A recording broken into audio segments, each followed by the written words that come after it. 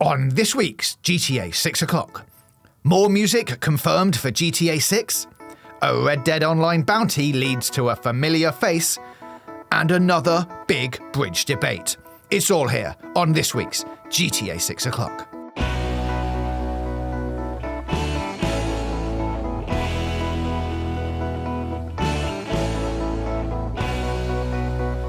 Hello and welcome to episode 13 of GTA 6 o'clock. Today we are talking music, we're talking bounty hunting, and we're talking bridges, everyone's favourite topic. But before we do that, I should say that I am James JJ Jarvis, and joining me, of course, is Dan Dawkins, DD. Hello. Hello there. Hello. So, yeah, couple of great talking points this week. Up top, we should say, hey everybody, please subscribe to this YouTube channel. Did you know 40% of you aren't subscribed? Which, when I told Dan before we started recording this, made him gasp. I did say out loud, are you mad? Now, I don't mean that because I love everyone in the listenership. And as you'll find out in this very show, the engagement around the show is brilliant and the community have genuinely given us loads of amazing clarifications and information. So what I would say is, if you are interested in finding out about everything GTA 6 as we pool together the very best of all the various communities, forums, leaks, etc. and so forth, just tap that subscribe button because every Wednesday at 6 p.m. GMT, we will deliver for you another GTA 6 o'clock. So there we go. As I speak, jab that subscribe button and I won't call anyone else mad. Excellent plug. Some people who have subscribed are in Austria, Finland and Botswana. So hello to our viewers who are watching in those places and hello to listeners on Spotify and Apple Podcasts. I think that is all of the plugs out of the way. So as is becoming a tradition on this show, there's a couple of things from last week that we should address. Dan, we had some hot accountancy chat last week, and you asked people if they were accountants to get in touch and maybe clarify a few things. I asked people from Take-Two to get in touch. They have not done that, but some people from the community have. Yes. Now, don't jab the unsubscribe button because this is genuinely important. We were talking about Take-Two, who are Rockstar's parents' company's financial, on an episode 1 or 2 episodes ago. Please go and check that out. The reason we were talking about it is because Take-Two are predicting a huge surge in revenues for the next financial year, which we think is potentially pinned to the release of GTA 6, which pins down the release date. Now, what I was saying was essentially, I didn't entirely understand how booking revenues worked in using accountancy principles. Like if you like James had said, if you pre-order a game, does that count as revenue you can book or put against your upcoming yearly projections? So I'd said, I don't believe it is, based on what I'd read around accountancy principles, but said I am not an accountant, so please, community, set me straight. Now, thankfully, we have quite a number of accountants or trainee accountants who listen, including at Sam Luckett 2604. There are 2603 alternative versions of that name available. So he says, hello, accountant here. He says, revenue is recorded in the profit and loss when earned, meaning that when goods, i.e., the game, like the GTA 6 release, has been provided to the customer. It says, in the case of a pre-order, these are considered prepaid revenue and are typically recorded in the balance sheet until the game is delivered. It says, so it's not income. He says, hope that helps. Now, it does help because it does, essentially, my intuition with this was that. So it's really nice to have that clarified.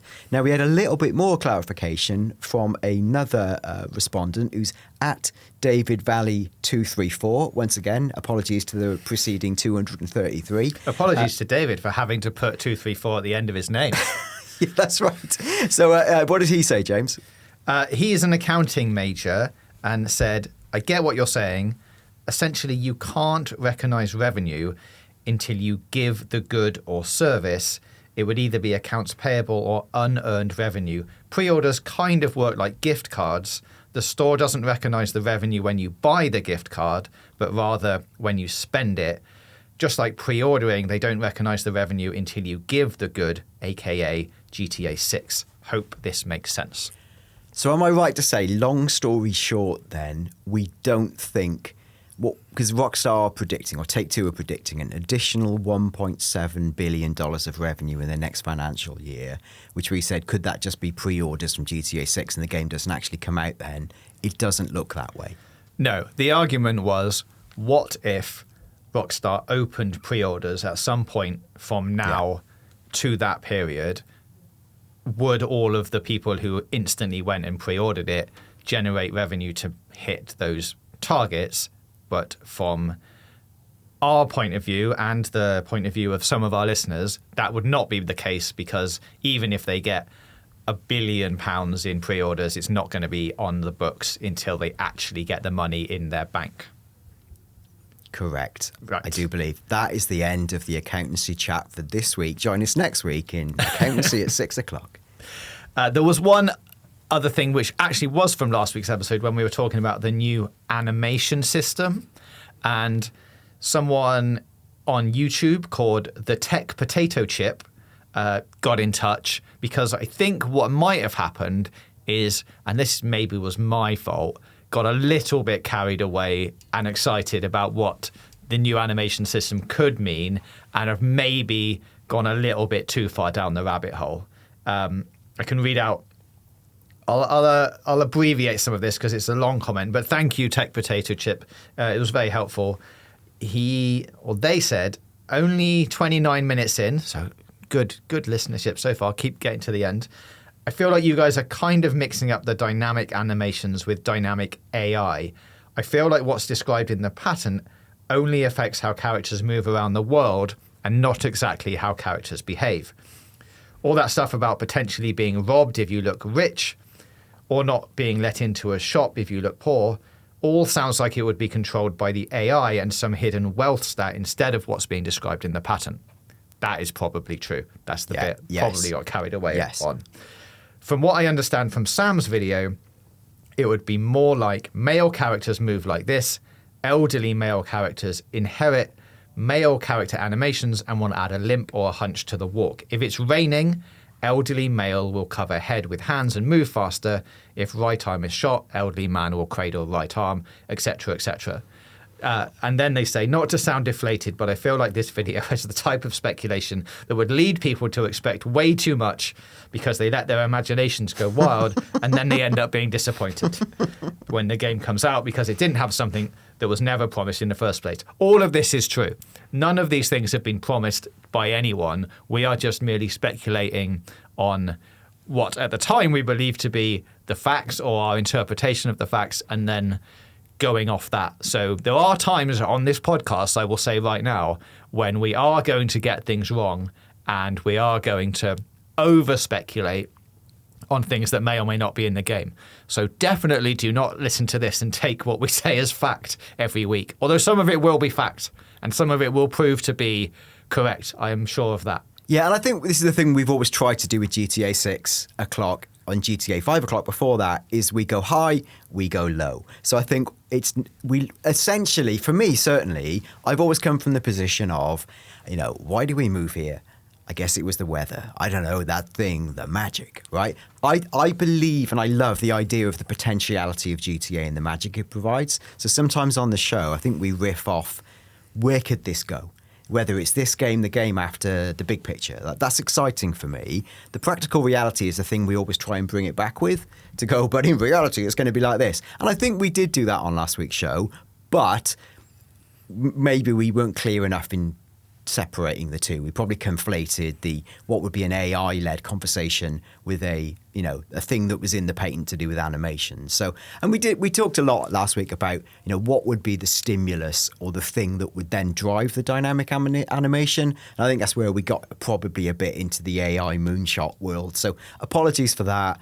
I'm like anything, any long form chat, if you took a snippet out of context, we might end up as the hype merchants, painting some unreality for GTA 6 o'clock. Not our intention, but thank you so much for that clarification. Yeah, and it's also not to say that stuff, the stuff we talked about could happen. It's just that the specifics of that pattern don't relate to that. But, I'm keeping the hype hat on that. Keep the dream alive. That some of those things could happen. Simple Pixel 496. There's also got in not touch. 495 more of them. I refuse to believe it. There's definitely 495 simple pixels somewhere in the You're world. probably right. Also came in with some clarification to say it's another great show. In my humble opinion, as someone who's been working with game engines and animation software, the whole system is much more micro-scale. Red Dead Redemption 2 had the same or similar system of blending animations. For example, if you knock an object off the table by walking past it, instead of the character doing the pickup animation while the object falls then disappears, instead there is an animation of the character catching it.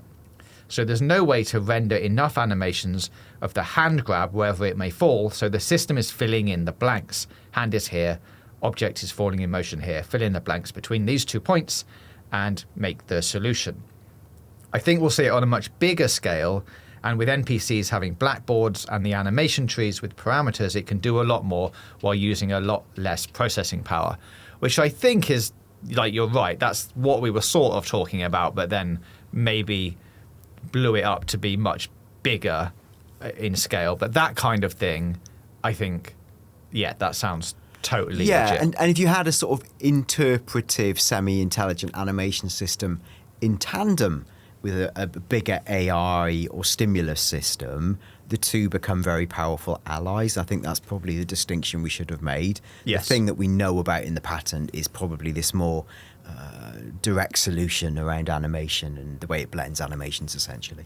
And the Symbol Pixel did go on to say, for instance, you can make animations of a character putting their hands over their head if it starts to rain. You can also tell a character, in simple terms, if water is spraying at you, move your hand towards it. That way an NPC will also react to a puddle being splashed on them as the car drives by or a wave sweeps over the beach. At the same time, you don't need 100 different versions of npc.rain.coverhead animation. Instead, now the hands do the shielding animation and move to wherever the water is hitting the character.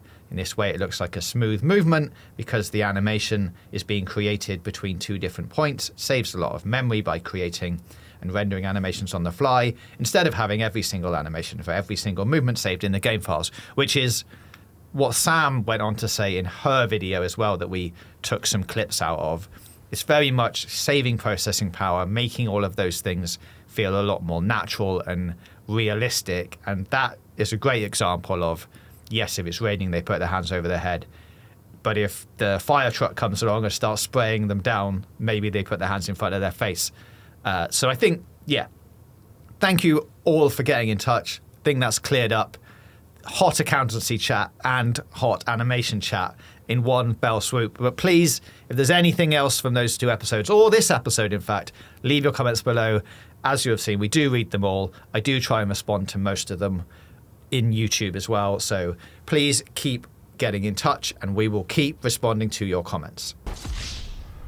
This episode is brought to you by The Future Game Show. The Future Game Show returns on Thursday, March 21st at 1 p.m. PT, 4 p.m. ET, and 8 p.m. GMT. Hosted by Ben Starr and Samantha Bayart, the show will be broadcast on Twitch, YouTube, X, Facebook, TikTok, Games Radar, IGN, Bilibili, and more, as well as being co-streamed by a raft of notable creators. Plus, for the first time, visitors to PAX East will also be able to watch the show in the Albatross Theatre and on the PAX East Twitch channel. The Future Game Show will showcase over 40 games from developers and publishers such as Namco Bandai, Spotlight by Quantic Dream, and The Chinese Room, highlighting the best upcoming games on PlayStation 5, Xbox Series X, Nintendo Switch, and PC. You can look out for more exciting announcements about the Future Game Show Spring Showcase in the coming weeks and watch the show live on Twitch, Facebook, YouTube, X, TikTok, Games Radar, and the PAX East Twitch channel at 1 p.m. PT, 4 p.m. ET, and 8 p.m. GMT on March 21st. Right then, and on to this week's main topics for discussion, Dan. There's 2 or 3 things in here that we can touch on, and the first one, maybe the most exciting, but we'll see, is that Anita Ward's Spotify page has recently been updated and now features the GTA 6 logo. Or, I should say, did feature the GTA 6 logo, but at time of recording has now actually been updated again and contains nothing. But we'll get onto that in a second. Anita Ward's biggest hit was, of course, Dan. Ring My Bell, or You Can Ring My Bell. Now, I won't sing it because it would ruin the song and you wouldn't even know what it was, but it's the one that goes, boo, boo, boo, boo, you can ring my... Anyway, you know what I'm going with that. Yeah, that's good because that gets us through the music clearances if you just sing it. Oh, thank goodness. So this was originally released in 1979, but it did get a re-release in 2005. Now, you might not have got it from Dan's rendition, but if you played GTA San Andreas... Well, because, Dan, the one in GTA San Andreas is a remix, like a cover of this song, which was actually by Blood Sisters. So that version has already been in a previous GTA game, but the version we're talking about here is the original 1979 one, or the re-released 2005 version. version. The disco-fied version versus the slightly more reggae-fied version that appeared in San Andreas. Now, the lyrics for this are, well, there's quite a lot of Ring My Bell talk. That's basically the verse for quite a lot of the song. But some of the lyrics in the verse do sort of fit the GTA universe. They go, the night is young and full of possibilities. Well, come on and let yourself be free, yeah. My love for you, love for you, love for you.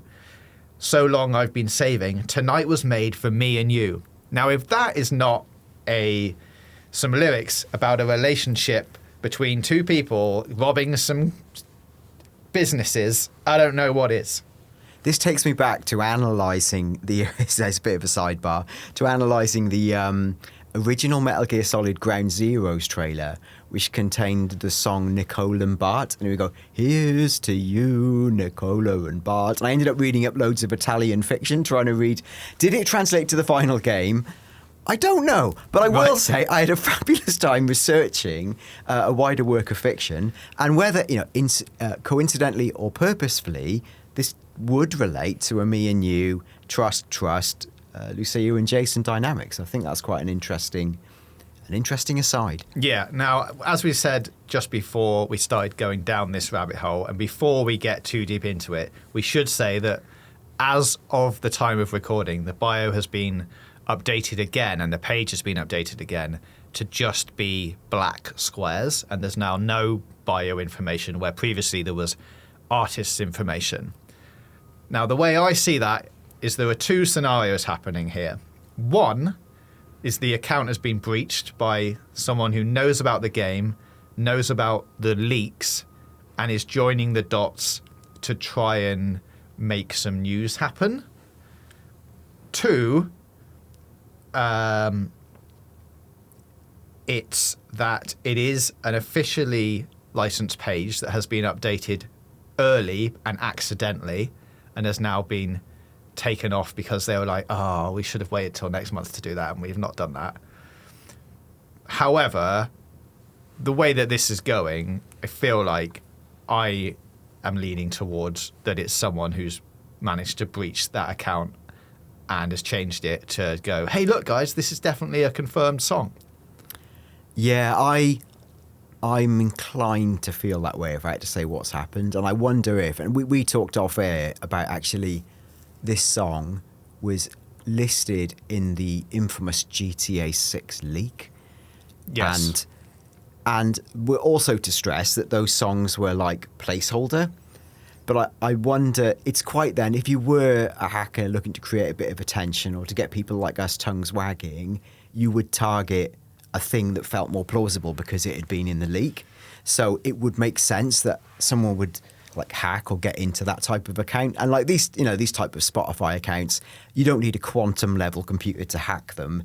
I think it's for any sort of purposeful mind, it's possible. And I think like that artist maybe more so than some of the other ones in the leaks might not have a page that's being monitored as much, because they've not released anything for ages. It's just like an easier thing to manipulate maybe. It could be an old legacy thing that you're just managing to get into. And like you say, it was in the list of songs back in 2022 when the leaks happened. There were quite a lot of other songs in there. I would say if it is a leak, why haven't they picked Laura Branigan's Self-Control, which is a much better song. Oh, I almost started singing that then. I'm a very big fan of that song. So there is question marks around all of that stuff. If it is someone who's hacked into it, why pick that song? Like, is that their personal favourite song?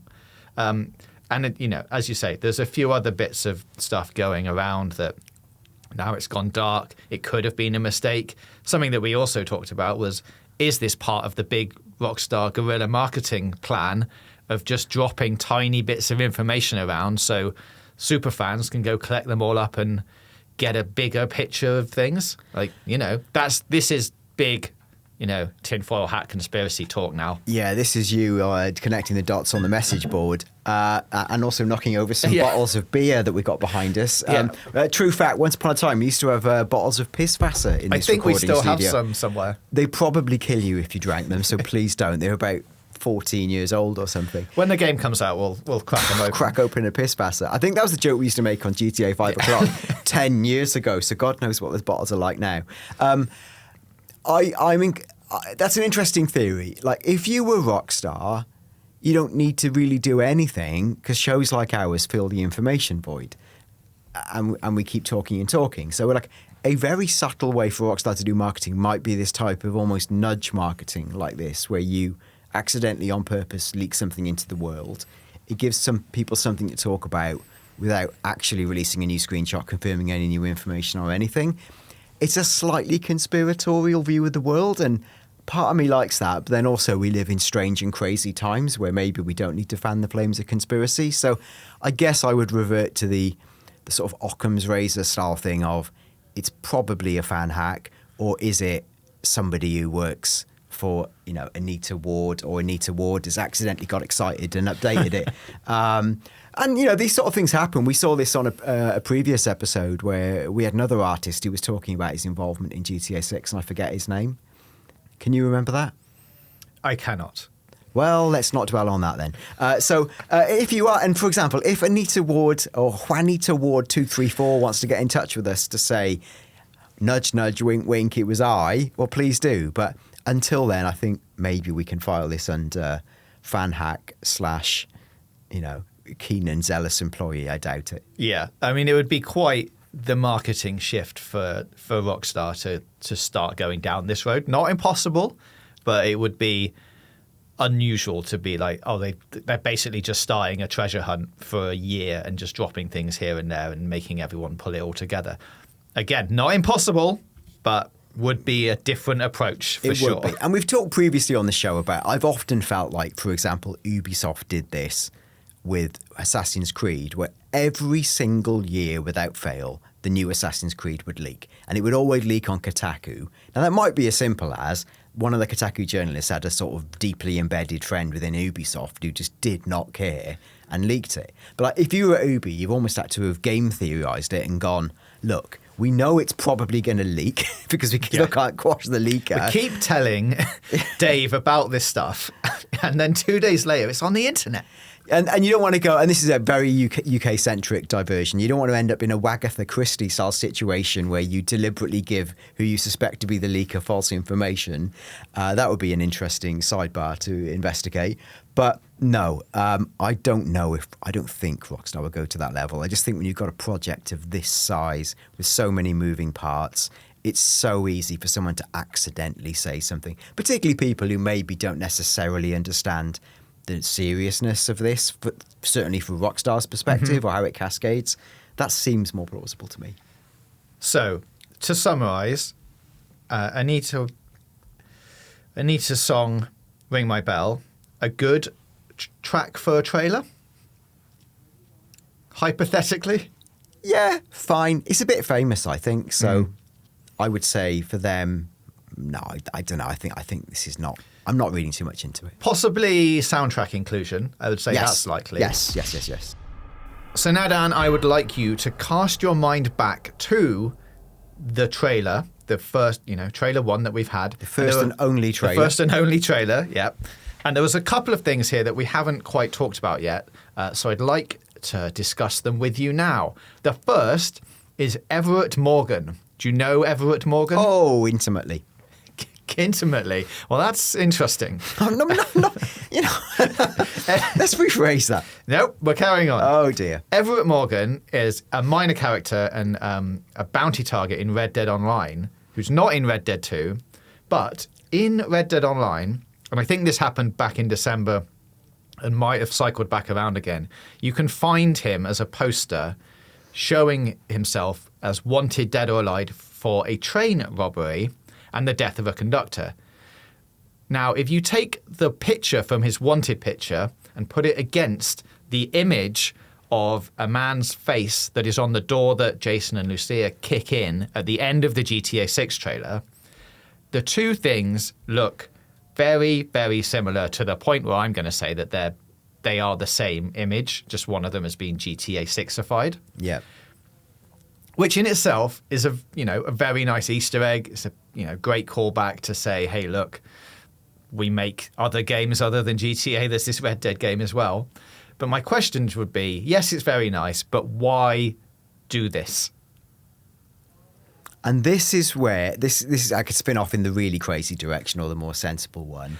What my most plausible explanation for this might be, we at our company, when we create assets, often our first port of recall is in-house assets that have been already made or legally approved, that they contain within our in-house libraries. So it's quite easy to go, oh, I need to fill in, use that shape we had so-and-so design a while ago and drop it in. Like at the sort of most simplistic level, is this someone who's a rockstar artist who was decorating this shopfront environment, who was looking through the rockstar library of faces, images, whatever, and went, oh, I could turn this old Everett Morgan image into a decal that sits on the thing. However, that would almost be so naive because Rockstar are famed for their attention to detail, and you'd think someone else within Rockstar would have pointed it and gone, we can't just do that as a generic face because people like GTA 6 o'clock are going to speculate about it.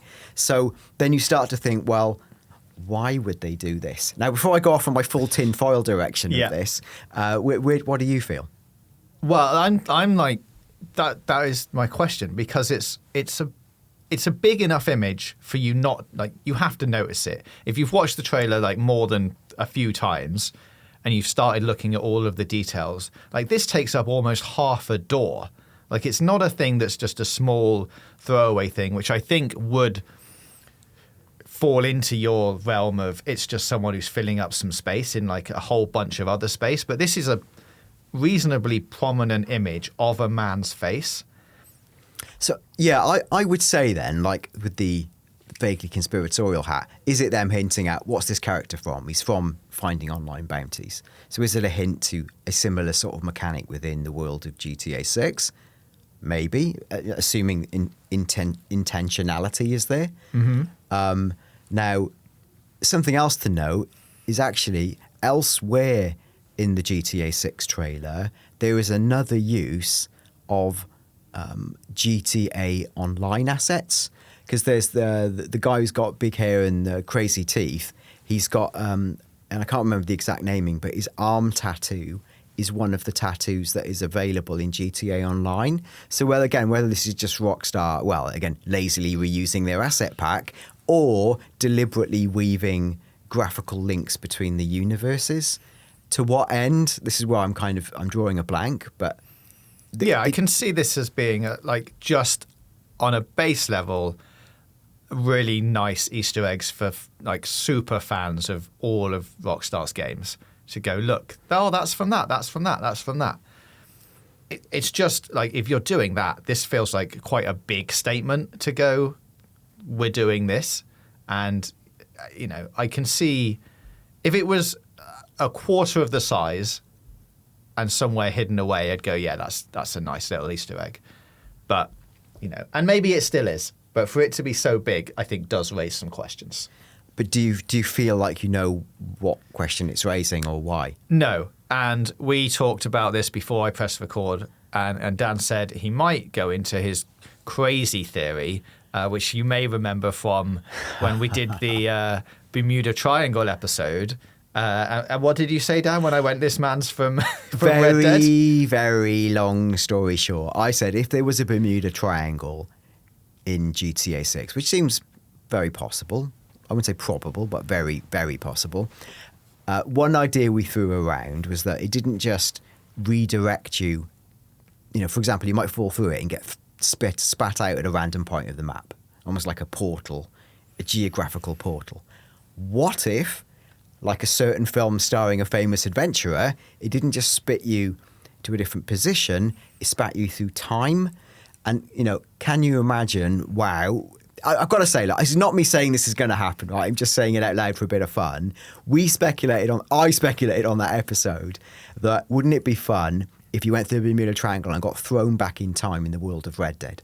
What a fun, crazy, melt fans' minds thing that would be. With the most generous interpretation of that, is this a further hint that my tinfoil hat is in fact a robe? And, you know, it's stretching like mad. And I'm not about to put myself out there for it, but I did say it. I was amused by it. So what we're saying here is Everett Morgan from Red Dead Online has fallen into somehow the old version of the Bermuda Triangle in the Red Dead area and transported himself into Leonida. And now he has become, an infamous robber in GTA 6? So he's like the Doc Emmett Brown, but accidentally, isn't he? He hasn't got a DeLorean. He's just accidentally stepped into a portal and he can't get home. Yeah, my idea was actually you travel back in time to see him, but the amusing alternative is he stepped in a portal and ended up in the future. Well, but how is his face on a door in GTA 6 if he's stepped back in time? Well, if you're stepping, you know. Look. There's a lot. These are all questions Rockstar have to figure out. We will be proof. And Rockstar, if you're listening, please make this true. Partly to obscure my embarrassment, and B, how awesome would that be? I mean, you could imagine in the wilderness of GTA 6 or somewhere coming across a man who's really lost and confused, who looks like this guy. So it's like a hint of like, how did he end up here? But it's never really explained. In a way that they would do a Strangers and Freaks. And that would be funny. He doesn't start talking about riding his horse or anything. Or maybe he could, but it's like a modern day horse. But yeah, it depends on how, we talked about this in a previous show, how fantastical does GTA want to be? And as we said on a previous episode, I have seen CJ fly a jetpack over the Grove. So I would almost believe anything. But I think you want to keep that kind of stuff on the fringes of your game because when it starts to completely divorce from reality, you're basically making Saints Row. And with the greatest respect, nobody wants to remake Saints Row. So, well, they did, and that did not go well. Well, that's what I mean. I think GTA already covers that turf. And GTA Online is almost that. GTA Online is the ultimate set of incredible world gone mad fantasies. Almost the world that was explored by a film like Free Guy, where it feels like a virtual universe gone to pot, where it's just non-stop chaos and people getting rammed by cars. I think you want the main experience of GTA 6 to feel more grounded in reality. It just makes it more compelling. Yeah, there's no way this is main story. This is way off the beaten track and possibly a very, very small side mission. Cue the third playable character. And just one more thing to discuss this week, which is actually a very small detail from the trailer again that we haven't discussed, and it is this shot here. Now, if you look on the left-hand side of this, you can see a red pole sort of sticking up. It's there for like literally 2 or 3 frames, but you can see it. What this is a glimpse of the drawbridge signal over Miami River. This one specifically is the Bricknell Avenue Bridge. Now, this is a bridge that goes over the Miami River. The Wikipedia description of it says that it causes frequent traffic delays on the busy Bricknell Avenue when it opens. According to the Florida Department of Transportation, the bridge opened 4,990 times in 2010. Wow, what a bit of trivia that is. That might win you a quiz one day. Please. I love it. A GTA 6 quiz, specifically. The bridge from 7 a.m. is open from 7 a.m. to 7 p.m., Monday through Friday, excluding federal holidays. But it only needs to open on the hour and every half hour. However, it does not need to open for boats between 7:35 a.m. and 8:59 a.m. and then again at 12:05 p.m. to 12:59 p.m. and then again at 4:35 to 5:59. So essentially, it's a bridge that doesn't open during rush hour or the lunch period, because I think those streets get super busy with cars. And if they had to open a bridge as well, there's just going to be like gridlock forever. Who opened the bridge? I'm on the school run.